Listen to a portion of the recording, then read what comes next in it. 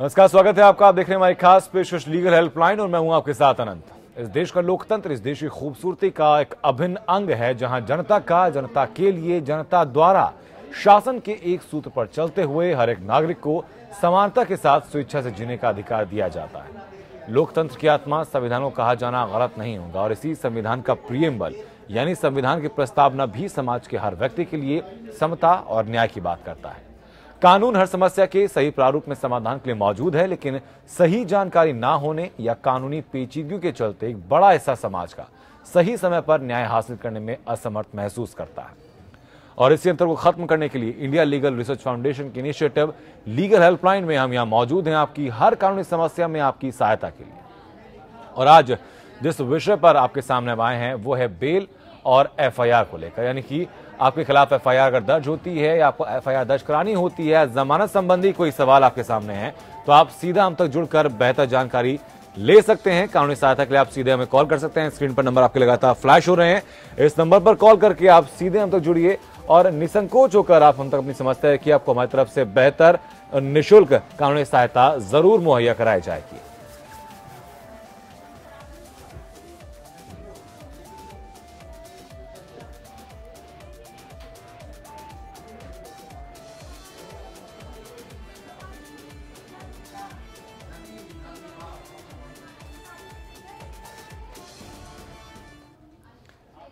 और आज हमारे साथ दो बेहद खास मेहमान मौजूद है स्टूडियो में। हमारे साथ लखनऊ स्टूडियो से मौजूद हैं senior advocate Lucknow High Court HJS Parihar साहब, और नोएडा स्टूडियो से हमारे साथ हैं दिल्ली हाई कोर्ट अधिवक्ता राजेश पटोहा जी। बहुत बहुत स्वागत आप सभी लोगों का। परिहार साहब, शुरुआत में आपसे करूंगा कि जब हम लोग एफआईआर की बात करते हैं तो अगर किसी व्यक्ति के ऊपर कोई एफआईआर अगर होती है तो व्यक्ति ये चीज पहचाने कैसे कि जो एफआईआर दर्ज हुई है वो गंभीर अपराध में हुई है या कोई गंभीर अपराध नहीं है?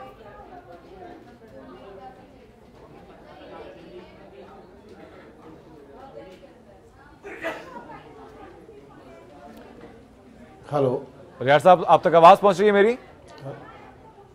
हाँ, आवाज आ रही है जी सर। सवाल मेरा यह है कि अगर किसी आम आदमी के ऊपर कोई रिपोर्ट दर्ज होती है तो वो चीज कैसे पहचाने कि उसके ऊपर जो धाराएं लगाई गई हैं, जो उसके ऊपर आरोप लगाए गए हैं, वो कॉग्निजेबल है कि नॉन कॉग्निजेबल है?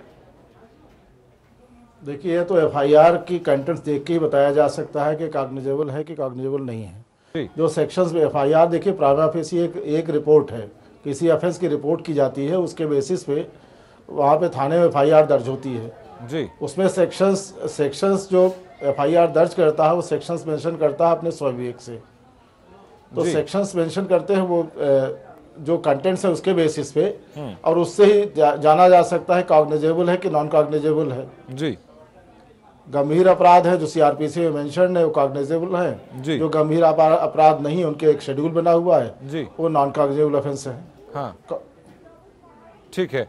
पटोहा साहब, देख के एफआईआर देख के ही जाना जा सकता है। पटोहा साहब, आपके पास मैं आता हूँ कि एफआईआर की जो भी धाराएं लगी होती हैं वो एक आम व्यक्ति समझ नहीं पाता, तो सिर्फ एफआईआर की कॉपी देखने के बाद ही चीज संभव हो पाती है? कोई और तरीका भी है? जी, मैं बताता हूँ आपको। इसके अंदर क्या है, ये जो एफआईआर है जी, फर्स्ट इन्फॉर्मेशन रिपोर्ट है, ये कॉग्निजेबल ऑफेंसेस के आधार पे ये दर्ज होती है जी। और कॉग्निजेबल ऑफेंस जो है आगे वो बेलेबल है या नॉन बेलेबल है जी, वो सीरियस है या बेलेबल ऑफेंस है। अगर बेलेबल ऑफेंस है तो वो शेड्यूल है उसके अंदर सीआरपीसी में, शेड्यूल 1, उसमें मेंशन है कि कौन सा ऑफेंस बेलेबल है। अगर बेलेबल है तो पुलिस जो है उसको थाने में बेल दे सकती है, और जो नॉन बेलेबल है उसमें कोर्ट के द्वारा ही उसको बेल प्रदान की जाएगी।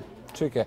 ये जो बेलेबल और नॉन बेलेबल सर हम लोग सुनते हैं, तो इसमें दोनों में अंतर कितना होता है? कि नॉन बेलेबल का मतलब ये होता है कि उसमें आपको जमानत नहीं मिल सकती? हाँ जी जी जी। देखिए, इसमें क्या है, जो कॉग्निजेबल ऑफेंसेस हैं उसमें ज्यादातर जो है उसमें कैटेगरी है जो शेड्यूल 1 में उसमें दिया गया है कि ये ऑफेंस जो है कॉग्निजेबल जो ऑफेंस है ये नॉन बेलेबल की श्रेणी में आता है या बेलेबल की श्रेणी में आता है जी। इसमें उसके अंदर मेंशन है, उसके आधार पे ही होता है जी। ठीक है। परिहार साहब, जो नॉन बेलेबल की हम लोग बात करते हैं, तो नॉन बेलेबल में व्यक्ति को फिर राहत कैसे मिल सकती है? क्या अदालत के द्वारा उसमें जमानत हम लोग ले सकते हैं? ऐसा नहीं है। नॉन बेलेबल ऑफेंस और बेलेबल ऑफेंस, जो बेलेबल ऑफेंस पे जब एक्यूज अपीयर होता है जी कोर्ट के सामने, तो उसको बेल बॉन्ड सबमिट करने पे या सिक्योरिटी देने पे उसको बेल ग्रांट कर दी जाती है जी। जो नॉन बेलेबल ऑफेंस है उन नॉन वेलेबल ऑफेंसेस को कोर्ट कंसीडर करती है उसकी सीरियसनेस। जी, एविडेंस है प्रॉपर कि नहीं है, एक्यूज ट्रायल फेस करेगा नहीं फेस करेगा, इन्वेस्टिगेशन के लिए अवेलेबल रहेगा नहीं अवेलेबल रहेगा, ये सब कंसीडर करते हुए फिर कोर्ट उसको कंसीडर करके बेल ग्रांट करती है। जी, ऐसा नहीं कि बेल नहीं होगी, नॉन वेलेबल ऑफेंस में भी बेल होती है, कोर्ट इस सब कंसीडर करके बेल ग्रांट करती है। ठीक है। पटवा साहब, एक बात मैं समझना चाहूँगा आपसे कि कई दफ़ा हम लोग देखते हैं कि अगर कोई सीरियस ऑफेंस भी होता है और व्यक्ति उसका रिपोर्ट लिखाने जाता है तो पुलिस रिपोर्ट लिखने से मना कर देती है, आनाकानी होती है, तो उस वक्त जो पीड़ित व्यक्ति होता है वो क्या कर सकता है? जी, जो जब पुलिस में रिपोर्ट दर्ज कराने कोई व्यक्ति जाता है और वो कॉग्निजेबल ऑफेंस की श्रेणी में आता है शेड्यूल 1 के आधार पे जी, और पुलिस अगर एफआईआर दर्ज नहीं करती है तो वो जो भी रिपोर्ट लेके गया है उसकी एक कॉपी वहाँ रिसीव करा के दूसरी कॉपी अपने वकील साहब के पास आए और वो वकील साहब के द्वारा या अन्यथा खुद भी वो जो सीनियर अफसरान हैं जो पुलिस के उनको सुपरिटेंडेंट ऑफ पुलिस या जो आगे ऊपर है उन सबको वो उसकी कॉपी भेजेगा और उसके बाद कुछ टाइम वेट करने के बाद वो कोर्ट में अर्जी लगा सकते हैं कि ये कॉग्निजेबल ऑफेंस की श्रेणी में आता था और कोर्ट में कंप्लेंट केस फाइल होगा और जज साहब जो है उसमें संज्ञान लेके जो है उस पर एफआईआर दर्ज कराने के लिए पुलिस को डायरेक्शन दे सकते हैं। यानी अगर पुलिस सीधे एफआईआर ना लिखे तो आप कोर्ट के द्वारा निर्देशित कराकर वहां पर एफआईआर लिखवा सकते हैं। लेकिन परियार साहब, क्या इस मामले में पुलिस के खिलाफ भी कोई एक्शन लिया जाना चाहिए, लिया जा सकता है कि नहीं लिया जा सकता? देखिए, कोर्ट तो नहीं ले सकती है। कोर्ट में तो अगर एफआईआर पुलिस नहीं दर्ज करती है तो उसका प्रोविजन है 154 सीआरपीसी में एफआईआर दर्ज करने का प्रोविजन है। अगर कंसर्न पुलिस स्टेशन नहीं दर्ज होती है तो 155 में जो डिस्ट्रिक्ट का हेड है पुलिस का उसके यहाँ एप्लीकेशन दी जाती है और अगर वहां भी एफआईआर नहीं दर्ज होती है तो फिर 156(3) में मजिस्ट्रेट के यहाँ एप्लीकेशन दी जाती है। मजिस्ट्रेट उस पर रिपोर्ट मंगा के एफआईआर दर्ज करने का ऑर्डर कर सकता है और मजिस्ट्रेट उस एप्लीकेशन को कंप्लेंट केस भी ट्रीट कर सकता है। जहां तक पुलिस के खिलाफ एक्शन का सवाल है, पुलिस के खिलाफ एक्शन एडमिनिस्ट्रेटिव साइड पे होना चाहिए और पुलिस के जो ऊपर के अफसर्स है, चाहे वो आईजी है, डीआईजी है, डीजीपी है, उनको ये देखना चाहिए कि उनके सबऑर्डिनेट्स जो प्रॉपर्ली काम कर रहे हैं कि नहीं कर रहे हैं। अगर प्रॉम्प्ट एफआईआर नहीं दर्ज हो जाती है तो मिसकंडक्ट की कैटेगरी में आएगा और मिसकंडक्ट के लिए पुलिस ऑफिसर के खिलाफ स्टर्न एक्शन हो सकता है, डिसिप्लिनरी एक्शन हो सकता है, डिपार्टमेंटल प्रोसीडिंग के साथ करके उसके खिलाफ इवन डिसमिसल तक के ऑर्डर हो सकते हैं। ठीक है सर, इस वक्त हमारे कॉलर धर्मजीत जुड़ चुके हैं संत कबीरनगर से। धर्मजीत, अपनी बात आप रखें, कैसे आपकी सहायता हम लोग कर सकते हैं? हाँ सर जी, हमारे भाई साहब के बीच सुलहनामा हुआ था कोर्ट में जी कि बिना सक्षम न्यायालय से बंटवारा की डिग्री प्राप्त किया प्लांट और रिस्पॉन्ड प्रथम वर्ग या उनके वारिसान किसी के पक्ष में किसी भी तरह से मुंतकिल नहीं कर सके जी। यदि शर्त का उल्लंघन करके कोई भी पक्ष उक्त राज्य की कोई संपत्ति मुंतकिल किसी के पक्ष में करता है तो क्रेता के पक्ष में निष्पादित बयाननामा विधिक रूप से शून्य माना जाएगा जी। तो सर जी, हमारे और भाई साहब के बीच में सुलहनामा हुआ कोर्ट से, तो ये पूछ रहे हैं कि एक लोग जो है सुलहनामा को नजरअंदाज करते हुए संपत्ति जो है विक्रय कर दिए हैं, तो क्या डिग्री देखा जाएगा? सर, हालांकि आपकी पूरी बात मैं समझ नहीं पाया, लेकिन जितनी बात आपकी समझ पाऊं, पटवारी साहब आपके पास मांगोगे इनके उनके भाई के बीच कुछ सुलहनामा कोर्ट के द्वारा हुआ जिसमें कि कुछ शर्तों का उल्लंघन करते हुए किसी एक पक्ष ने प्रॉपर्टी बेच दी है, तो अब वो सुलहनामा रहता है कि नहीं रहता है, या फिर उस शख्स ने जिसने कि उसका उल्लंघन किया है उसके ऊपर क्या कार्रवाई हो सकती है? देखिए, देखने की बात ये है, अगर कोर्ट में बैनामा हुआ, अब ये यहाँ पर थोड़ा क्लियर नहीं है। अगर बैनामा जो है इनका एग्रीमेंट, अगर हम ये कहें जी कि बयाने का हुआ था, कहीं बाहर हुआ है, तहसील में जाके इन्होंने करा है उस पर, तो स्पेसिफिक परफॉर्मेंस का मुकदमा ये फाइल कर सकते हैं कि आगे वो नहीं कर रहे हैं। अगर उनके साथ किसी तरह की अगर कोई धोखेबाजी हुई है जी तो ये चीटिंग का मुकदमा भी दर्ज कराया जा सकता है इसके अंदर। ठीक है। परियार साहब, आपके पास मैं आऊंगा कि जो हम लोग एफआईआर की हम लोग बात कर रहे थे उसमें कई दफा ये भी देखा है कि किसी के खिलाफ झूठी एफआईआर दर्ज करा दी जाती है, तो झूठी एफआईआर दर्ज जिसके खिलाफ की जाती है, किसी को विक्टिम एक्यूज बताकर, वही दरअसल विक्टिम फिर बन जाता है जिसके खिलाफ झूठी एफआईआर दर्ज कराई जाती है, तो फिर वो व्यक्ति क्या करे जिसके खिलाफ झूठी रिपोर्ट कराई गई है? नहीं, झूठी रिपोर्ट अगर इन्वेस्टिगेशन के दौरान ये आता है कि जो इन्फॉर्मेंट है उसने झूठी रिपोर्ट दर्ज कराई है, तो उसके खिलाफ सेक्शन 182 सीआरपीसी में एक्शन लिया जा सकता है। झूठी एफआईआर दर्ज करने के उसके खिलाफ एफआईआर दर्ज हो सकती है, उसका क्रिमिनल प्रोसीडिंग इनिशिएट होगी जी, और वो पनिश हो सकता है। सर लेकिन इन्वेस्टिगेशन के दौरान काफी लंबा वक्त गुजर जाता है, ऐसे में जो मानसिक प्रताड़ना होती है, सामाजिक मान प्रतिष्ठा उस व्यक्ति की गिरती है, फिर उसके लिए कॉम्पनसेशन वो कहां से ले सकता है? अब उसके लिए कंपनसेशन का एसेस तो कोई प्रोविजन नहीं है जी, सीआरपीसी या आईपीसी या किसी और इनैक्टमेंट में जी, लेकिन वो कंपनसेशन के लिए अगर हाई कोर्ट जाता है 226 में अगर रिट फाइल करता है या सुप्रीम कोर्ट में 32 में आर्टिकल 32 में रिट फाइल करता है जी, तो उसे कंपनसेशन एक्सेप्शनल केसेस जहां कोर्ट को लगता है कि इसके साथ बहुत ज्यादती हुई है वहां कंपनसेशन भी मिल सकता है। ठीक है। पटवार साहब, इस मामले में क्या जो व्यक्ति है जिसके खिलाफ झूठी एफआईआर हुई है वो डिफेमेशन का केस भी दर्ज करा सकता है? मैलिशियस प्रोसिक्यूशन के लिए वो एक दीवानी का मुकदमा डाल सकता है। हाँ। और मानहानि का भी मुकदमा भी फाइल कर सकता है वो दीवानी साइड से जी, और वो उसमें दीवानी मुकदमा डाल के जो भी है उसमें वो कार्रवाई कर सकता है वो। ठीक है। लेकिन सर मैलिशियस प्रोसिक्यूशन की जो मानहानि का मुकदमा आप कह रहे हैं उसका प्रोसेस पूरा क्या होता है, उसको कितना कॉम्पनसेशन वो उसके लिए मांग सकता है? जी देखिए, उसके लिए क्या है कि आप उसको किस तरीके से, किस पैमाने से अपनी जो सामाजिक प्रतिष्ठा है उसके आधार पे आप कितना उसके आधार पे कोर्ट फीस भी फाइल करनी पड़ती है कोर्ट में जी, और उसके आधार पे ये मानहानि का मुकदमा जो है और मैलिशियस प्रोसिक्यूशन का, मैलिशियस प्रोसिक्यूशन जो है ये इसके अंदर जो है दीवानी मुकदमा है और मानहानि का मुकदमा जो है वो आईपीसी का है, उसमें कोई कंपनसेशन का प्रावधान नहीं है उसके अंदर। जी, ठीक है। परिवार साहब, हम कई दफा ये देखते हैं कि उसमें जीरो एफआईआर नाम का एक टर्म का इस्तेमाल किया जाता है, तो वो जीरो एफआईआर का कंसेप्ट क्या है और क्या होती है वो, ये मैं आपसे समझना चाहूंगा।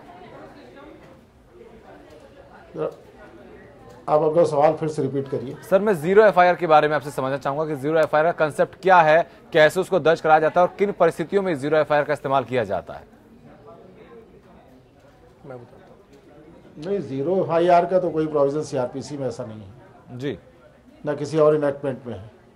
देखिए, जीरो एफआईआर जो है, पटवा साहब, जीरो एफआईआर में ये प्रोविज़न आया है पीछे, क्योंकि कई बार क्या होता है कि अगर कहीं पर कोई पीड़ित है और जहां उसके साथ जो अपराध हुआ है और वो उस एरिया में ना जाकर कहीं बाहर भी अगर वो एफआईआर कराने जा सकता है, क्योंकि वो उस एरिया से बाहर आ गया जहां उसके साथ जो है वो अपराध हुआ था, तो वहाँ जो लोकल एरिया में है वहाँ पुलिस स्टेशन में जाके वो जो अपराध अब घटित हुआ है उसके बारे में बता सकता है। तो पुलिस वहाँ पर जीरो एफआईआर दर्ज करके मामले की गंभीरता को देखते हुए बाद में वो जो इलाका, जिस इलाके की वो एफआईआर होनी चाहिए, वहाँ पर उसको वो ट्रांसफ़र कर देते हैं। ठीक है। यानी कि जो हम देखते हैं कि अगर जैसे कि ट्रेन की बात अगर हम लोग करते हैं कि आप कहीं ट्रैवल कर रहे हैं, कोई आपराधिक घटना आपके साथ हो जाती है, तो आप कहीं भी उतरकर उसकी कंप्लेंट दर्ज करा सकते हैं, फिर बाद में जहां से आप संबंधित हैं वहां वो एफआईआर ट्रांसफर हो जाएगी। जी बिल्कुल ऐसा ही। ठीक है। लेकिन सर, इन्वेस्टिगेशन उसकी कहाँ होगी, फिर केस कहाँ पर चलेगा वो? देखिए, ट्रायल के लिए तो क्या है कि इसमें प्रावधान है सीआरपीसी में, जहाँ पर जैसे ट्रेन है, कोई ट्रेन अगर दिल्ली से चली है और कन्याकुमारी तक और अपराध कहीं पता नहीं है, तो जहाँ से वो गुजरी है वहाँ किसी भी इलाके में वो अब जो उसका अपराध का ट्रायल किया जा सकता है। जी, ठीक है सर। इस वक्त अहमदाबाद गुजरात से मौलिक हमारे दर्शक हम जुड़ चुके हैं। मौलिक, अपनी बात आप रखें, कैसे आपकी सहायता हम लोग कर सकते हैं? सर, मैंने जो है 30 से ज्यादा एफआईआर पुलिस कमिश्नर अहमदाबाद को दी है। जी, मैंने 30 से ज्यादा एफआईआर दी है, उनमें से एक को भी इन्वेस्टिगेट नहीं किया है और मैंने 50, 60, 70 ज्यादा आरटीआई एप्लीकेशन फाइल किए। उन्होंने मुझे पूरा लिस्ट दिया है। मैंने पूछा था कि सीआरपीसी 154, 155 किसके नीचे आपने उसको रजिस्टर किया है, तो वो भी नहीं बता रहे हैं। कौन से पुलिस स्टेशन को ट्रांसफर की थी वो बता रहे हैं, लेकिन उसका और अभी 5-6 साल हो गए तो उन्होंने उसको जला दिया।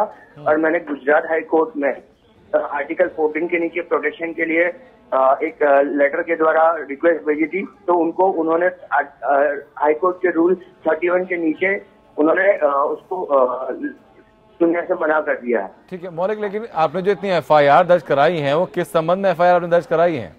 Robbery, kidnapping, physical torture, causing grievous hurt. मैंने आईपीसी के सेक्शंस भी लिखे हैं। मैंने आईपीसी के सेक्शंस भी लिखे हैं। तो ये सारी घटनाएं आपके साथ हुई थी या फिर आपने किसी और के बिहाफ पे एफआईआर करवाई हैं? Former prime minister Manmohan Singh और पी चिदम्बरम के खिलाफ थी। इतनी सीरियस, मुझे किडनैप करके ब्रेन मैपिंग मेरे साथ हुई है, घटनाएं मेरे साथ हुई है। मेरा स्टेटमेंट भी नहीं लिया गया। मैंने मोर देन 30 एफआईआर फाइल किए, मेरा स्टेटमेंट भी नहीं लिया गया है।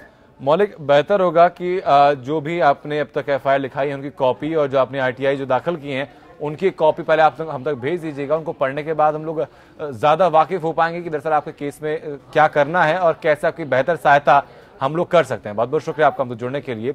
लेकिन पटवार साहब समझना चाहूंगा कि ये न सिर्फ इनकी दिक्कत बल्कि आमतौर पर हम लोग देखते हैं कि जो अगर आपने रिपोर्ट कोई कराई है तो किसी और दबाव के चलते या फिर जिनके खिलाफ आपने रिपोर्ट दर्ज कराई है उनके रसूख के चलते एक्शन त्वरित नहीं हो पाता, तो ऐसे में फिर क्या करना चाहिए? देखिए, जैसा भी परिहार साहब बता रहे थे, अगर कोई पुलिस अगर रिपोर्ट दर्ज नहीं करती है, सीआरपीसी में प्रावधान है, अभी जो कॉल आई थी उससे मुझे लगता है कि उसमें ये जिस एफआईआर का शब्द का इस्तेमाल कर रहे हैं वो उनकी कंप्लेंट्स हैं, वो एफआईआर नहीं है। अगर एफआईआर है, अगर वो एफआईआर हुई है, दर्ज हुई है, उसके अंदर एफआईआर नंबर होगा इनके पास, संबंधित इलाका मजिस्ट्रेट के यहाँ ये स्टेटस रिपोर्ट कॉल करने के लिए एप्लीकेशन लगा सकते हैं और जान सकते हैं कि इनका केस जो है उसमें क्या पुलिस कार्रवाई कर रही है। और जज साहब जो है, इलाका मजिस्ट्रेट जो है, वो पुलिस से जो उन्होंने कार्रवाई करी है वो मंगवा के इनको बता सकते हैं। और दूसरी बात ये है कि इसमें रिट भी फाइल की जा सकती है हाई कोर्ट में कि इनको डायरेक्शन दी जाए पुलिस को कि भाई इसके अंदर जो है प्रॉपर कार्रवाई करे इसके अंदर।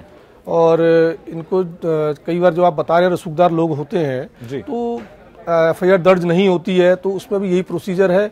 आप रिटन कंप्लेंट देंगे, अफसरान को कंप्लेंट संबंधित थाने में देंगे, उनके अफसरान को देंगे और उसके बाद आप इलाका मजिस्ट्रेट के यहाँ रिटन कंप्लेंट फाइल करेंगे, जिसमें जो है 156(3) में जो जज साहब जो है उसमें रिपोर्ट मंगा के स्टेटस रिपोर्ट कॉल करके, एक्शन टेकन रिपोर्ट कॉल करके उसमें एफआईआर डायरेक्शन की उनको पुलिस को डायरेक्शन करने की वो कर सकते हैं उनको। ठीक है, परिहार साहब आपके पास मैं आऊंगा कि किन परिस्थितियों में, किन केसेस में जो पुलिस है वो एफआईआर के तुरंत बाद अभियुक्त को गिरफ्तार कर सकती है, और साथ ही साथ ये भी जानना चाहूंगा कि क्या ये जरूरी है कि एफआईआर में जांच के लिए मजिस्ट्रेट की इजाजत देनी पड़े पुलिस को या फिर बिना इजाजत के जांच की जा सकती है? नहीं, जहां तक अरेस्ट का बात है, अरेस्ट में देखिए सेक्शन 41 सीआरपीसी में ऐड किया गया है जी। तो 7 ईयर से कम जिन केसेस में पनिशमेंट है उसमें एक्यूज को नोटिस जाती है, नोटिस जाके देके वो पुलिस वाले बुलाते हैं, वेरीफाई करने के बाद तभी अरेस्ट कर सकते हैं, अदरवाइज अरेस्ट उनको नहीं करते हैं। जो सीरियस ऑफेंसेज है, हीनियस ऑफेंसेज हैं जी, जो जिसमें 7 ईयर से ज्यादा है, लाइफ इम्प्रिजनमेंट है, डेथ सेंटेंस है, उसमें तो इमीडिएटली उनकी अरेस्ट जरूरी होती है। जरूरी इसलिए होती है कि फिर इन्वेस्टिगेशन नहीं हो सकता है जी। कभी कभी देखिए, मान लीजिए किसी ने मर्डर किया जी, तो उसे वीपन रिकवर करना है, तो अगर उसको 2 दिन अरेस्ट नहीं किया तो पता नहीं कहाँ उसको क्या करेगा, किस तरह से उसके एविडेंस वो खत्म करा देगा, इसलिए उसमें अरेस्ट जरूरी होती है जी, इमीडिएटली उसमें अरेस्ट और मस्ट है। ठीक है, इस वक्त हमारे साथ दर्शक सोनाली जुड़ चुकी हैं अलीगढ़ से। सोनाली, अपनी बात आप रखें, कैसे आपकी सहायता हम लोग कर सकते हैं? भैया उनसे कहो ना, राजू भाई साहब आए वो करवाए ना इस काम को। सोनाली, आपकी आवाज हम तक सही से पहुंच नहीं पा रही, अपनी बात आप रखें, कैसे आपकी सहायता हम लोग कर सकते हैं? हाँ जी, हाँ जी, हाँ जी, हाँ जी। ऐसा है सर, बात करनी है, मैं अभी टीवी पे न्यूज देख रही हूँ ना, कानूनी सजा जैसे आप बता रहे हैं, मेरी दौरानी है, उसने जो है झूठे इल्जाम लगा दिए हैं, सारे मतलब सारी धाराएं मुकदमे लगा दिए हैं उसने जी। और जबकि वो उस समय अपने मायके में रह रही थी, पति पत्नी में आपस में लड़ाई मतलब झगड़ा हुआ है इन पैसों को लेकर, उनकी पैसों को लेकर, लेकिन उस लड़की ने अपने जेठ पे, सास पे, ससुर सास पे, नंदों पर, जेठानी पर, सबसे मतलब उसने दहेज का सारे मुकदमे लगा दिए हैं, सारी धाराएं जी। तो धाराएं सर देखिए, 498A, 323, 504, 506, 376 जी। ठीक है, सारी धाराएं लगा। तो इस मामले में अब तक कार्रवाई क्या हुई है? जी सर, इस मामले में कार्रवाई अब तक क्या हुई है? क्या किसी को गिरफ्तार किया गया पुलिस ने? पुलिस आई थी पूछताछ के लिए आपके पास? जी जी, क्योंकि हमने जो है वहाँ जो एसएसपी साहब से दरखास्त की थी इस बात की कि साहब हमें झूठा फंसाया है और आप हमारी मदद करें, तो एसएसपी साहब ने हमारी जांच करवाई, तो हम जांच में निर्दोष पाए गए जी। तो उन्होंने जो है उस जहाँ का बन्ना देवी थाने में लिखा हुआ है, उनको कहा कि ये लोग निर्दोष हैं, पति पत्नी का मामला है, इनको हटा के आप इनकी पति पत्नी की चार्जशीट लगाइए, काम खत्म कीजिए, इनको परेशान क्यों करा जा रहा है। लेकिन उन्होंने उनकी कोई सुनवाई नहीं की। हाँ साफ कर रहे हैं, हाँ साफ कर रहे हैं, थाना अध्यक्ष है, हाँ साफ कर रहे हैं, हाँ साफ कर रहे हैं, कहते हैं काम को टारगेट। ठीक है, ठीक है। 2015 का मामला है और अभी तक 2 साल हो गए। ठीक है, परिहार साहब आपके पास मैं आता हूँ। जो हम लोग बात कर रहे थे कि अगर किसी के खिलाफ गलत कंप्लेन लिखाई जाती है तो उसी का हमारे कॉलर जो है भुक्तभोगी बने हैं, अब क्या रास्ता रहता है इनके पास? देखिए, इनके पास अभी तो इनका ये पता नहीं चल पा रहा है कि इसमें इन्वेस्टिगेशन कंप्लीट हुआ कि नहीं हुआ है जी, और कितने केसेस इन्होंने कितनी एफआईआर दर्ज कराई है जी। अगर इन्वेस्टिगेशन कंप्लीट होता है तो हो सकता है इनके खिलाफ चार्जशीट आए, हो सकता है फाइनल रिपोर्ट आ जाए। जी। अगर फाइनल रिपोर्ट आती है तो फाइनल रिपोर्ट भी मजिस्ट्रेट के यहाँ जाएगी, वो वहाँ पे एक्सेप्ट होगी या फिर फर्दर इन्वेस्टिगेशन के लिए ऑर्डर होगा। जी। तो अभी तो इनको इस समय इनको इंतजार करना चाहिए इन्वेस्टिगेशन के कंप्लीट होने का। ठीक है। अगर इन्वेस्टिगेशन कंप्लीट होता है, चार्जशीट आती है और इनको लगता है कि फिर भी इनके खिलाफ गलत चार्जशीट फाइल हुई है जी, तो ये 482 सीआरपीसी में पिटीशन फाइल करके हाई कोर्ट में उस प्रोसीडिंग को क्वेश्चन करा सकते हैं, चार्जशीट क्वेश्चन करा सकते हैं। ठीक है। लेकिन पटवा साहब क्या आप जो भी लगता है इनको जी जी पटवा साहब, जो हम एंटीसिपेटरी बिल के बारे में सुनते हैं तो क्या इस जगह एप्लीकेबल होती है कि पहले से जमानत के लोग अप्लाई कर सके अपनी, अगर बाद में दोषी साबित होते हैं? बिल जो है ये अग्रिम जमानत का जो प्रावधान है, ये इसलिए रखा गया है कि अगर कोई किसी के ऊपर झूठा केस फाइल करता है या प्रतिष्ठित आदमी के खिलाफ जो है कोई अगर झूठा आरोप जो है लगाता है तो वो कोर्ट में अग्रिम जमानत के लिए अर्जी दे सकता है। मगर मैं यहाँ आपको एक बताना चाहूँगा, उत्तर प्रदेश में अग्रिम जमानत का सेक्शन 438 सीआरपीसी जो है वो यहाँ पर लागू नहीं है वो जी। तो अग्रिम जमानत के लिए जो है वो कोर्ट डिसाइड करती है कि मामले की गंभीरता क्या है और जो आदमी जिसके खिलाफ जो आरोप लगे हैं उसका फैमिली बैकग्राउंड क्या है जी, और इन सब चीज़ों के आधार पे और कहीं उसके खिलाफ जो है कोई ज़्यादा सजा वाला कोई आरोप नहीं लगा है जी, उसके आधार पे कोर्ट जो है सब चीज़ों पे ध्यान देते हुए उसमें अग्रिम जमानत दे देती है उसके। चलिए सर, बहुत बहुत शुक्रिया पटवा साहब और परिहार साहब, आपका हम दोनों काम तो जुड़ने के लिए, शो में बेहतर सहायता हमारे दर्शकों को करने के लिए। इंडिया लीगल सर्च फाउंडेशन की इनिशिएटिव लीगल हेल्पलाइन का एकमात्र उद्देश्य यही है कि समाज के हर वर्ग के हर व्यक्ति के पास समान रूप से सही समय पर न्याय पहुंचे, और इस बारे में अगर कोई भी कहीं भी दिक्कत आपके सामने आती है तो हम यहां मौजूद हैं आपके साथ, आपके लिए हर कानूनी समस्या में बेहतर और निःशुल्क कानूनी सहायता के लिए। नमस्कार।